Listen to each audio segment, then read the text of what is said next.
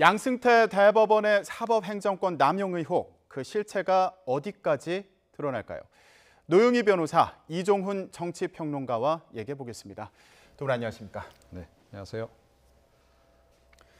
양승태 대법원의 사법행정권 남용 의혹과 관련해서 미공개 문건이 내일 공개됩니다. 어떤 내용들이 들어있을지 궁금한데 평론가님, 네. 판도라의 상자다 이런 표현도 있습니다. 적절한 표현일까요? 네, 뒤집어 이야기하면 이게 스모킹 건이 될 수도 있겠죠. 그러니까 양승태 전 대법원장을 비롯해서 그 당시 이제 법원 행정처에 이제 관계했던 인물들이 그러니까 뭔가를 지금 사실은 이제 그 의도하고 기획하고 실행하고 했던 거 아닙니까? 예. 지금으로 봐서는 이게 이제 상당히 이제 범죄 행위로 불법 행위로 이제 추정이 되는 그런 이제 행위들인데. 그러니까 지금 이제까지 이제 얼마 전에 이제 공개된 그런 문건 내용만 보더라도 그러니까 그야말로 재판관 이 블랙리스트는 빙산의 일각에 불과했다는 거 아닙니까? 그거보다 훨씬 더 광범위하게 그러니까 상고 법원을 이제 만드는 것과 관련해서 사실은 뭐 변호사협회에도 뭐 사찰까지 하고 또 뭔가 또 제재 조치를 한 것을 비롯해서 또 사건 관련해 가지고 재판하는 과정에서 청와대 측하고 이제 뭔가 이렇게 거래를 시도했던 그런 네. 흔적들도 지금 이미 나와 있는 상황인데요. 그런데 이번에 이제 공개될 문건 같은 경우에는 지금 현 대법원 지도부조차도 사실은 공개를 꺼렸던 거 아닙니까? 자, 그만큼 이제 민감한 내용이 많이 포함되어 있을 것으로 추정해 볼 수밖에 없는 예. 그런 거고요. 그러니까 이제까지 알려진 그런 여러 가지 그러니까 약간 탈법적인 행위들 그 이상의 뭔가가 지금 담겨 있을 가능성이 굉장히 높다. 이렇게 봐야 되겠습니다. 예. 네. 스모킹 건이 될 것이다. 네. 예. 자, 어떤 내용들이 담겼길래 이런 평가가 나오는 건지 지금 대략 추정은 되고 있는 상황이죠. 사실 저는 2011년부터 2015년까지 대한변협에서 대변인과 수석대변인을 4년 동안 역임을 했었는데요. 그렇기 때문에 이번 양승태 그 전 대법원장의 이 법원행정처 사법권 남용 이것이 사실은 저한테 너무 피부로 와닿습니다. 네. 지금 얘기되고 있는 모든 것들이 사실은 당시 대한변협의 현안이었었고 그와 관련해서 우리들이 어떠한 방식의 노력을 기울여도 아무것도 된 적이 없었었는데 그 이유가 바로 이제 이런 식으로 그 사법 거래를 위한 그 빅딜을 그동안에 그들이 모색했기 때문이었다라고 하는 걸 제가 알게 됐는데요. 예컨대 이제 하나 가장 중요한 게 당시에 상고법원이라고 하는 것을 설치하기 위해서는 우리 헌법에 놓여져 있는 그 삼심제도라고 하는 것을 건드릴 수가 없는 상황에서 예. 결국 국회의원들이 가지고 있는 입법권을 동원할 수밖에 없다라고 하는 그런 결론을 내린 것 같고요. 그렇게 하기 위해서는 국회 특히 법사위, 법제사법위원회에 있는 위원들의 도움이 절실히 필요했던 것 같습니다. 근데 이 상황에서 특히 우병우 전 수석으로 이제 대변되는 검찰 라인에서 주장하고 있는 내용하고 이 법원 행정처와 대법원에서 얘기하고 있는 얘기가 너무 달랐기 때문에 이분들은 기본적으로는 그 국회의원들을 어떤 식으로 하면 우리가 공략할 수 있을까라는 생각을 했던 것 같고 그들을 분류를 했다는 겁니다. 예컨대 뭐 그 거점 국회의원 내지는 우리가 조금만 더 노력하면은 우리 쪽으로 넘어올 수 있는 국회의원 이런 식으로 분류를 해서 네. 그분들을 통해서 이런 그 상고법원이라고 하는 것을 한번 해보자라고 얘기를 했고요. 네. 특히 이제 그것과 좀 반대되고 그런 종류의 자신들이 얘기하고 있는 것에 조금 맞지 않는 국회의원들이 있으면 그분들을 설득하기 위해서 어떻게 구체적으로 행동해야 되는지까지도 예. 국회의원들 이름을 구체적으로 열거해 가면서 전략을 세워서 공격을 했었었다. 예. 이게 이번에 그 사법행정 관련된 그 문건에서 나온 거거든요. 예. 이거 생각해 본다면 사실 법원에서 지난번에 임종원 그 법원행정처 차장에 대해서만 영장을 발부하고 나머지 사람들의 영장을 발부하지 않았었던 거 하나 하고요.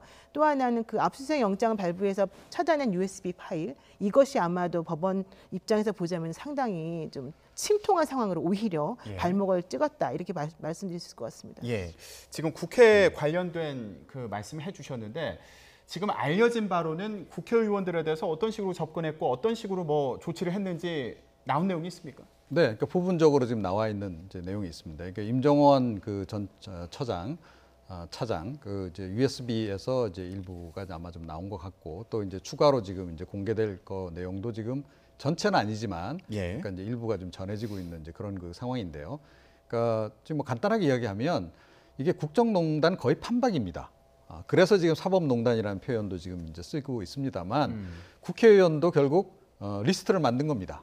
그러니까 블랙리스트, 화이트리스트를 만들어서 예. 우리에게 우호적으로 좀 이제 도와줄 만한 사람 예, 그럼 가능성 그룹 또는 개연성 그룹 이렇게 분류를 해놓고 또 이제 블랙리스트도 만드는 거죠. 우리가 만약에 상고법원 관련해서 이 법안을 추진했을 때 그걸 반대할 만한 의원이 과연 누가 있을까? 예. 특히 이제 야당 의원들이 이제 아무래도 설득하기가 좀 힘들지 않았겠습니까? 자, 그러니까 야당 의원들 같은 경우에는 특히 법사위원들 중심으로 해서 법률을 가장 잘 아는 분이고 또 사실은 법사위가 통과하기가 가장 어렵잖아요. 법안을 만약에 추진한다라고 했을 때. 그래서 법사위원 야당 의원들은 아예 거점 위원들로 딱 지목을 해서 이 사람들은 집중관리 대상 뭐 이런 식으로 이제 한 겁니다. 예, 그러니까 이게 지금 이 블랙리스트, 화이트리스트가 재판관들에 대해서만 만든 게 아니고 심지어 지금 국회의원들, 정치인들을 대상으로도 만들었다. 그리고 그걸 하기 위해서 뭘 활용했냐면 선거법 관련해서 국회의원들이 직간접적으로 걸려드는 경우가 많잖아요. 본인이 직접 걸리기도 하고 밑에 참모들이 걸리기도 하고 그걸 가지고 거래를 시도하려고 했던 흔적까지 지금 이제 일부가 드러났는데 이번 그 공개 문건에서 그 전모가 드러날 가능성도 없잖아 있다. 예, 이렇게 볼 수 있는 거죠. 내일 이제 문건이 드러나면 더 정확한 내용을 저희가 그렇죠. 알 수 있을 텐데 대체 상고법원이 뭐길래 이렇게 양승태 대법원에서 목을 맸을까? 이것도 참 중요한 대목으로 보이거든요. 그러니까 우리가 이제 현재 3심제로 운영되고 있다고는 형식적으로 나오지만 실제 2심 재판을 끝내고 거기에 불복해서 상고를 하게 되면 대법원에서 형식적으로는 재판을 한다고 하면서도 85% 이상이 전부 다 재판을 아예 하지 않고 기각돼 버립니다. 우리가 그걸 심리불속행 기각이라고 부르는데 그런 심리불속행 기각이 너무 많다 보니까 정말 실질적인 3심제가 이루어지지 않고 있다. 대법관 출신 변호사들의 이름이 들어가야지만 겨우 한번 이 내용이 맞는지 안 맞는지 살펴봐주는 정도이기 때문에 그들은 사실은 5천만 원에서 뭐 1억까지 수임료를 받는다는 얘기 나오거든요.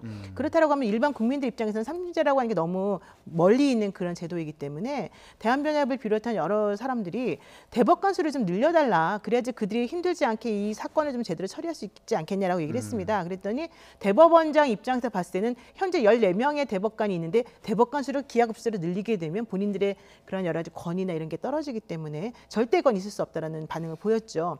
그러면서 내놓은 게 바로 상고법원이라고 하는 거죠. 그건 뭐냐면 좀 중요성이 덜한 것들에 대해서는 그 2심과 3심 사이에 상고법원이라고 하는 거 하나 더 만들어서 그 법원 판사들의 승진이 적체된 것도 해소를 해주고 또 실질적으로 심리불속행 기각되는 것들도 거기서 처리를 하게끔 해주자라는 얘기였습니다. 근데 그렇게 되면 3심제라고 하는 것을 오히려 벗어나서 4심제가 되는 가능성이 하나가 생기고 또 하나는 대법원에서 재판받을 국민의 권리를 침해하는 게 생기기 때문에 사실은 사람들이 전부 다 반대했었거든요. 그렇기 때문에 양승태 전 대법원장 입장에서는 상고법원이라고 하는 것에 대한 명분을 만들어주면서 본인들의 주장을 뒷받침해줄 만한 아군이 필요했던 것이고 그것을 위해서 박근혜 전 대통령 측 라인과 또 이 법사위원들을 좀 동원하려고 노력을 했었던 것으로 좀 보입니다. 근데 그중에 가장 핵심 인물이 바로 임종원 전 차장인데 임종원 전 차장은 모든 사람들하고 인간관계가 너무 좋고 상당히 부지런했습니다. 일을 되게 잘하세요. 그래서 이정현 의원 같은 경우에도 당시 친박의 핵심이었기 때문에 대통령의 의중을 가장 잘 아는 사람으로 분류가 됐었거든요. 그분 같은 경우에는 원래 법사위원도 아닌데 임종원 차장이 이정현 그 의원을 찾아가서 술을 사주면서 접대를 합니다. 근데 그분이 하는 게 이제 계란주라고 하는 건데 마치 이제 술을 따르면서 계란을 마시듯이 톡톡톡톡 깨서 하는 그 분위기가 되게 재밌어요. 그럼 거기에 이제 말려 들어가면서 그분하고 대화를 하다 보면 그분 얘기하는 것이 전부 다 좀 어느 정도 아 당신 말이 맞는 것 같소라는 생각을 하게 돼요. 정말로. 근데 저도 몇 번 먹어봤는데 근데 문제는 그렇게 하는 과정 중에서 이정현 의원을 그렇게 해서 설득을 시켰고 이정현 의원이 정말로 그 자리에서 곧바로 이병기 당시 그 비서실장하고 문고리 3인방에 연락을 해서 대통령과 이 만날 자리를 주선해줬다. 그리고 상고법원이 힘을 실어줄 수 있을 만한 여러 가지 보관을 제안했다. 이런 얘기가 나오는 거거든요. 근데 이때 당시에 가장 핵심적으로 문제가 됐던 거는 검찰 라인이었습니다. 그 당시 우병우 전 수석이 사실은 그 자리를 좀 차지하고 있으면서 상고법원에 다 반대하고 있었거든요. 그렇기 때문에 특히 더 중요한 거는 박근혜 전 대통령한테 직접 가는 루트를 모두 차단했어요. 그러면 양승태 전 대법원장 입장에서는 법원에서 움직여서 박근혜 전 대통령을 만날 수가 없으니까 우회적으로 손이 닿는 사람 모두를 이용해야 되겠다라고 생각을 했던 것이고 그게 바로 아까 말씀하신 그 문건에 나와 있는 여러 가지 전략의 하나로 나온 겁니다. 그런데 말이죠. 그러니까 아무리 그렇더라도 좀 납득이 안 가는 부분이 있잖아요.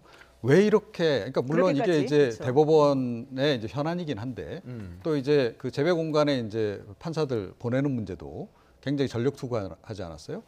그러니까 결국 이제 후배들 뭐 자리 늘려주고 후배들 뒤봐주고 하는 그런 일인데 이렇게까지 목숨을 걸 일이었는가 하는 거예요. 본인은 이제 대법원장 그만두면 사실은 이제 재판관으로서는 그러니까 최고의 영예까지 오른 거 아닙니까?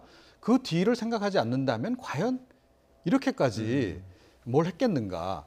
그러니까 제가 보건대는 뭔가 이 빅픽처가 있었다. 양승태 전 대법원장이 네.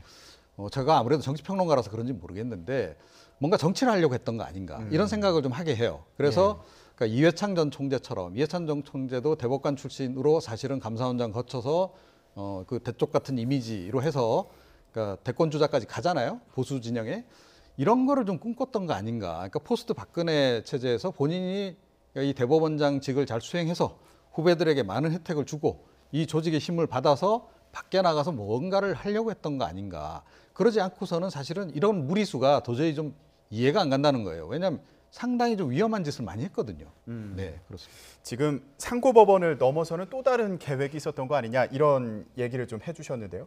근데 이 과정에서 국회까지 가서 로비를 했다 이런 정황이 지금 나오고 있는 거 아닙니까? 그런 과정에서 특수활동비를 쓴 것으로 보인다 이런 얘기까지 나왔습니다. 그런데 좀 궁금한 부분이 이게 대법원에서 특수활동비를 쓰는 것 자체를 이해를 못하는 분들도 많이 계실 것 같아요. 그렇죠. 사실은 대법원장에 주어지는 판공비도 사실 왜 써야 되는지 잘 모르는 분들이 많았는데 어쨌든 중요한 건 2015년도 3분기에만 3천 몇백만 원의 특수활동비가 나왔는데 그게 2015년 3월에 주어졌던 특수활동비에 비하면 엄청나게 늘어난 그 금액이거든요. 그렇다면 이게 아마 박근혜 전 대통령과 독대를 하면서 본인이 어떠한 종류의 사법 거래를 할 수 있다라고 하는 걸 뉘앙스를 비췄기 때문에 특수활동비가 이쪽으로 전용이 되어서 더 많이 주게 된 게 아닌가라는 생각을 우리가 해볼 수가 있는 것이고요. 또 하나는 이 당시에 2015년 3분기 예를 들면 3,173만 원의 특수활동비를 지급했다라고 하는데 이 돈 가지고 무엇을 했냐라고 살펴보게 되면 대법관들 한 명 한 명한테 전부 다 100만 원 정도씩 더 수당을 지급해 주었다라고 하는 거. 그리고 대법원장 스스로도 몇백만 원씩 더 돈을 급여 형식으로 받아갔다라고 하는 얘기가 지금 나오고 있습니다. 그 얘기는 명칭은 특수활동비로 무슨 밀행성이 필요하고 감시활동을 하기 때문에 필요하다는 명분으로 가져갔지만 실질적으로는 그렇게 한 것이 아니고 아마 이 돈을 이용해서 상고법원으로 가기 위한 그런 중간의 역할을 하게끔 하기 위해서 이 돈을 가져갔던 게 아닌가라는 생각이 들고 그렇지 않다 하더라도 현재 드러나고 있는 모든 것들을 종합적으로 살펴보았을 때에는 아마 본인이 전체적인 측면에서의 법치주의를 위해서 만들어진 뭐 이런 것들을 위해서 돈을 쓰기보다는 개인적인 영달이나 법관들의 그런 엘리트주의적인 의식들을 고양시키기 위해서 이걸 사용한 게 아니냐 이런 얘기 나오고 있습니다. 그런데요. 그러니까 가장 눈에 띄는 대목이 뭐냐면 양승태 전 대법원장 이전에는 특활비를 갖다 쓰지 않았다는 거예요. 그러니까 왜 이 돈이 그때 필요했을까? 그러니까 속된 말로 실탄이 필요했던 거죠. 그러니까 각종 로비를 하려다 보니 그러니까 청와대 박근혜 전 대통령을 만나려면 그 밑에 수석들하고 밑에 작업을 잘 해놔야 되잖아요. 그러니까 독대할 수 있는 그런 기회를 만들려면 비서실장 또는 비서실장 밑에 있는 직원 누군가를 만나서 또 설득도 해야 되고 자 그런데 비용으로 다 쓴 겁니다. 결국 로비 자금이 필요했던 거죠. 그러니까 전반적으로 이건 제가 보기에는 로비 활동비로 사용했다. 그렇게 본다면 본래 이 특활비 목적하고는 상당히 거리가 먼 곳에 이 돈을 사용했다. 이렇게 또 볼 수 있는 거죠. 지금 재판 거래 의혹에 뭐 국회 로비 의혹 그리고 특활비 뭐 사용 의혹까지 여러 가지가 나오고 있는데 이 정점에 있는 게 결국 상고법원을 만드는 것. 이 목적이 있었던 게 아닌가 이렇게 생각이 되고 있습니다. 아까 평론가님께서 좀 예상을 해주셨는데 변호사님 볼 때는 이 상고법원 이거에 대해서 법조계에서는 의견이 많이 갈릴 것 같거든요. 이 부분은 어떻게 봐야 될까요? 당연히 갈리죠. 저희는 차라리 대법관을 50명 증원해달라. 그러면 그들이 재판 연구관을 더 많이 두어서 실질적인 재판을 할 수 있게끔 해주지 않겠냐라고 얘기를 했지만 양승태 전 대법원장 입장에서는 그렇게 할 수 없다. 우리는 그냥 대법원장이나 대법관의 수는 그대로 놔두고 대신에 상고법원을 만들어서 그냥 판사들이 편안하게 평생 직정을 만들 수 있는 그런 기준을 세우겠다라고 하는 얘기를 했었던 것이고요. 그런 것들을 위해서 사실은 아까 말씀하신 것처럼 그런 생각이 있다 하더라도 이렇게까지 정말 난리를 쓸 수 있을 것인가라는 생각이 드는데 제가 봤을 때 그거예요. 이분들은 자존심이 되게 세기 때문에 본인들이 한번 노선을 정한 것이 흐트러지거나 그 달성되지 못하는 것을 못 견뎌했던 게 아니었나 생각이 들고 그래서 모든 방면의 로비를 통해서 이것 좀 이뤄내려고 노력하다가 이제 점점 여기에 집착하게 된 게 아닌가라는 생각을 좀 하게 되는데요. 어쨌든 중요한 건 예를 들면 김진태 의원 같은 경우는 검찰 출신 아니겠습니까? 그분도 말합니다. 삼권 분립, 그러니까 대법원까지 가게 되면 원칙적으로 헌법에 나와 있는 것처럼 대법관에 의해서 재판받아야 되는 건데 상고법원을 만들게 되면 대법관에서 재판받지 못하게 되는 거 아니냐. 우리는 이거 반대다. 라고 얘기를 하거든요. 그러니까는 민일랑 대법관이 당시에 이제 있었었는데 민일랑 대법관하고 둘이 이제 인척 관계거든요. 민일랑 대법관을 이용해서 한번 그 김진태 의원을 한번 설득해 보자 이런 얘기까지 나오기도 하고 여러 가지 방식으로 대부분의 변협 사람들이나 대부분의 법조인들이 반대하는 것에 대해서 사실은 법원 사람들만 좀 찬성하는 입장이었거든요. 그런 것들에 대해서 끝까지 밀어붙이려고 하는 움직임이 있었기 때문에 지금 현재까지 오게 된 게 아닌가 생각이 드는 거죠. 그러면 여기서 한 가지 더 좀 더 자세히 짚어봤으면 좋겠는데 네. 상고법원에서 재판을 받는 것과 대법관에게 재판을 받는 것 어떤 차이가 있기 때문에 이 문제가 중요하게 봐야 되는 문제일까요? 그러니까 헌법에 보면 모든 국민은 삼심제로 우리는 재판 시스템이 이루어져 있고 대법관에게 최종적으로 재판받을 권리가 있다고 나오는데요. 상고법원의 재판관은 대법관은 아니죠. 그러면 헌법의 정면으로 위배가 되는 거죠. 근데 지금 현재 법원이라고 하는 곳은 원칙적으로 법을 최후의 보루로서 지켜야 된다라고 주장하는 것 아니겠습니까? 예. 근데 그곳에서 아예 헌법에 배치되는 그런 주장을 먼저 하고 있는 것이기 때문에 문제가 되는 거죠. 알겠습니다. 자, 법원행정처의 내일 발표 내용이 주목되는 상황입니다. 내일 내용이 나오는 대로 또 자세히 전해드리도록 하겠습니다. 네, 이번에 다른 얘기를 좀 해보겠습니다. 이번엔 해저에 잠들어 있는 돈스코이호에 대한 논란입니다. 보고 오겠습니다.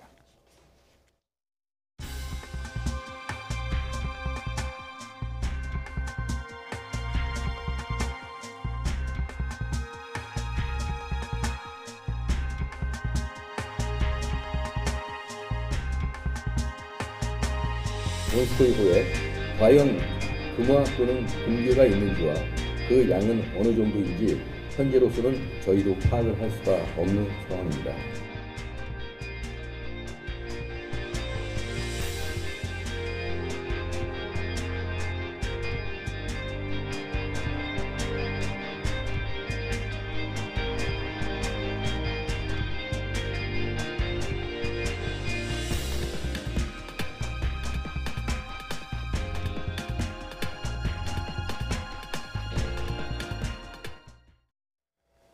네, 보물을 실은 선박을 인양하겠다 이렇게 밝혔던 신일그룹이 회사 이름과 사업의 목적을 바꿨습니다. 보물선 탐사업에서 침몰선 탐사업으로 사업 목적을 바꿨습니다. 평론가님 이거 어떻게 봐야 될까요? 굉장히 좀 수상하죠. 일단 그러니까 사실은 뭐 이 금괴가 한 150조 정도 있을 것이다라는 얘기도 본인들이 사실은 공개한 내용이란 말이에요. 그러니까 뭐 일반 국민들이 사실은 거기 금괴가 있는지 없는지 물론 루머는 많이 돌긴 했으나 그럼에도 불구하고 그게 과연 얼마나 되는지 정확하게 알 수가 없잖아요. 그죠? 예. 자, 그런데 이 150조에 달하는 금괴가 담겨 있다라고 발표를 갑자기 이제 하니까 뭐 많은 이제 투자자들이 관심을 가지면서 동시에 이거 약간 좀 사기성이 있는 거 아니냐라는 얘기가 나왔고요. 자, 그러니까 경찰이 이제 관심을 갖기 시작한 거죠. 그래서 이제 이 사실은 이 관련 인물들이 또 과거에 또 전과 기록도 있고 그래서 경찰이 이제 조사에 들어갑니다. 그러니까 회사 이름을 갑자기 바꾸고 우리는 보물선 탐사, 그러니까 보물선을 인양하려고 한 게 아니고 이 침몰선을 그냥 탐사하는 다큐멘터리를 일단 먼저 찍고 그래서 혹시 뭐 거기서 뭔가 나오는 게 있으면 그 다음에 이제 뭐 인양을 하든지 예. 뭐 이런 쪽으로 우리가 추진하려고 했다. 그리고 금괴 여부도 뭐 약간 금괴로 추정되는 것이 좀 보이긴 하는데 얼마가 있는지는 잘 모르겠다. 그리고 예. 뭐 대략 지금 보건대 있는 정도는 한 10조 정도가 아니겠느냐라고 갑자기 이렇게 발을 싹 뺀 겁니다. 자, 그러니까 이제 더욱더 이상한 상황이 이제 된 건데 그러면서 동시에 이제 이 신일그룹에 또 싱가포르 신일그룹이 또 따로 있어요. 그 회사하고의 관련성 그쪽은 또 이제 이 보물선에서 이제 보물이 발견이 되면 그것에 이제 투자한 사람들, 선투자한 사람들에게 보상을 해주겠다. 그래서 일종의 이제 비트코인 비슷하게 그러니까 독자 코인을 이제 개발했다라고 얘기를 하면서 그 독자 코인 형태로 주겠다. 뭐 이런 식으로 하고 또 그 독자 코인 같은 경우에도 이걸 만약에 다른 사람들에게 판매하면 일종의 이제 유사수신 그런 것처럼 또 뭐 웃돈을 좀 더 얹어준다든지 더 뭐 코인을 나눠준다든지 이런 식의 사업까지도 이제 전개를 한 겁니다. 예. 자, 그래서 전체적으로 볼 때 이거 좀 이 관계된 인물들도 그렇고 이 사업 내용들도 그렇고 좀 실체도 좀 불분명하고 다만 루머에 의존해서만 모든 것들이 지금 진행이 되니 더욱더 지금 수상하다. 그래서 지금 경찰이 조사에 본격적으로 들어가 있는 상황입니다. 네. 예, 이 회사에서 뭐 이름을 바꾸고 사업 목적을 바꾼 걸 두고 이후에 어떤 법적인 조치가 취해질 경우를 대비하는 거 아니냐 이런 분석도 있거든요.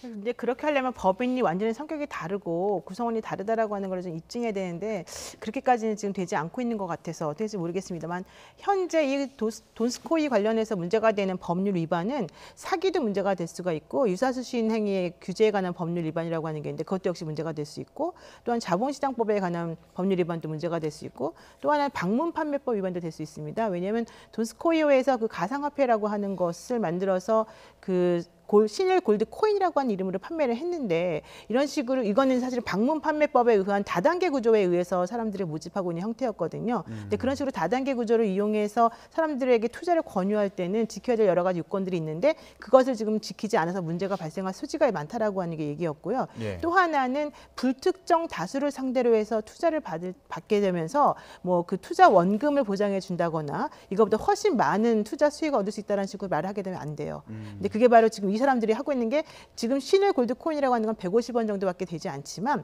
만약에 너희들이 이 골드코인에 투자를 해서 나중에 이게 상장하게 되면 우리는 한 개당 뭐 10,000원 정도씩까지 올라갈 수 있다는 주장을 막 하거든요. 예. 근데 그렇게 구체적인 금액을 얘기하면서 불특정 다수의 투자자들을 모집하게 되면 이게 문제가 생기기 때문에 현재 제가 봤을 때는 이제 5년 이하의 징역 정도는 무조건 처벌될 가능성이 높아요. 그래서 아마도 지금 현재 회사 이름을 바꾸고 뭔가 지금 주주의 활동을 바꾸고 그 사업 목적을 바꾸고 있는 게 아닌가라는 생각이 드는데 지금 이분들은 처음에 얘기된 때로부터 현재는 지금 완전히 태도가 달라지고 있고요. 150조 얘기했다가 우리들이 나중에 전문가들이 있어봤자 9조 정도 되지 않냐라고 했더니 이제 10조 정도 얘기하고 있는 거고요.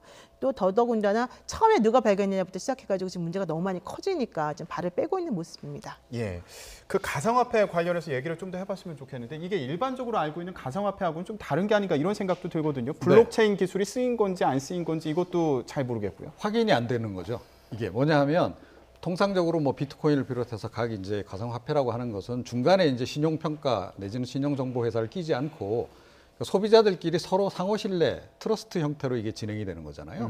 자, 그래서 가장 중요한 게 뭐냐면 백서입니다. 백서. 우리는 이 비트코인을 얼마 정도 분량을 이렇게 우리가 찍어낼 거고, 그리고 내부 거래는 어떤 식으로 하고 이런 규약들이 쫙 들어가 있는 백서가 기본적으로 발행이 됩니다. 자, 그런데 이 지금 골드코인 같은 경우에는 그게 없어요. 예, 그것도 없고, 근데 더 웃긴 거는 그런데 거래가 된다는 거예요. 거래소 홈페이지가 있어요. 예. 예, 거래소 홈페이지가 국내 지금 이 신일그룹 홈페이지하고 같아요. 주소가.